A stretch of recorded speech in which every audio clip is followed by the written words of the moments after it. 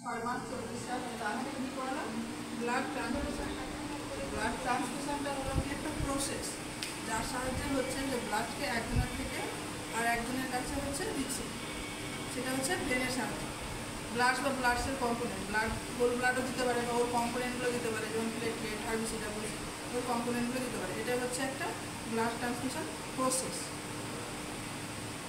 এবার এটা বিভিন্ন ধরনের হয়, যেমন অটোলোগাস ডোনেশন। এখানে কী হয় যে পেশেন্টের ওন ব্লাড মানে নিজের ব্লাডটাকে কী করে সার্জারি আগে স্টোরেজ রাখে।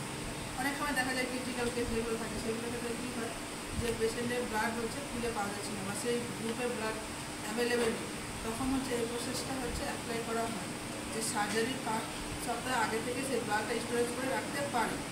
আর সেই ব্লাডটা রাখা হচ্ছে যে মিনিমাম 3 দিন সময় রাখতেই হবে সার্জারি। হচ্ছে ব্লাড ডোনেট হচ্ছে অটোলোগার সাথে ব্লাড হচ্ছে স্যালিভেট। ব্লাড স্যালিভেটটা হচ্ছে যে যখন সার্জারি হয় তখন হচ্ছে যে ব্লাড লস হয়, সেই ব্লাড লসটাকে কী করে, ব্লাড যেটা লস হয় সেটাকে হচ্ছে সাকশনের সাহায্যে স্টোরেজ করে রাখে এবং সেটাকে পিউরিফাই করে হচ্ছে সেই পেশেন্টের ক্ষেত্রে হচ্ছে ইউজ করা হয়।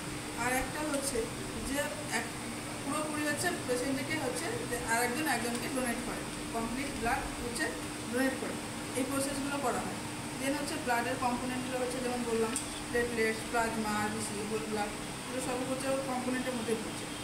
এবার হচ্ছে একটা যে 1 ইউনিট ব্লাডের মধ্যে কতটা হচ্ছে ব্লাড থাকে, কতটা হচ্ছে অ্যান্টিকোগুলেন্ট। যখন 1 ইউনিট বলে তখন হচ্ছে 350 ml থাকে।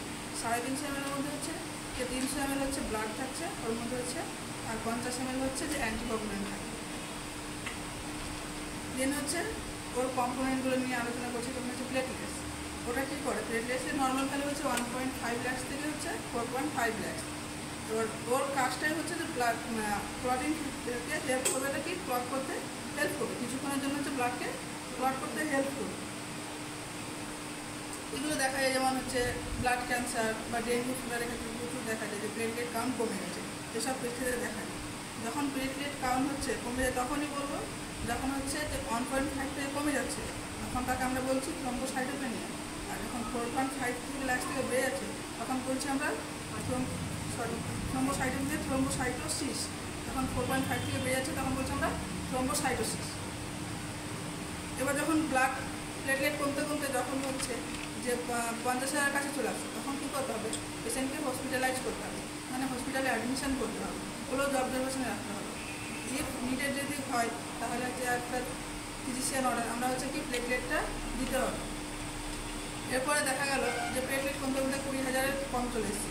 প্লেটলেটের কাজটাই হচ্ছে যে ব্লাডকে কী হচ্ছে ক্লট করতে সাহায্য করে। যখন কমে যায় তখন হচ্ছে যে ব্লিডিংয়ের রিস্কটা কী হয়, বেড়ে যায়।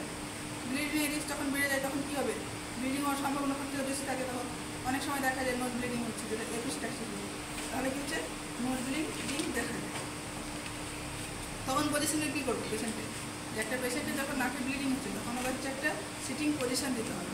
তাহলে হচ্ছে কি ওকে সিটিং আপরাইট পজিশন দেওয়া হবে, ওর নাকটাকে হচ্ছে পিঞ্চ করে ধরতে হবে, নোজটা কী করতে হবে পিঞ্চ করে, যদি অ্যাভেলেবেল থাকে তাহলে আইস কম্প্রেশন দিতে হবে।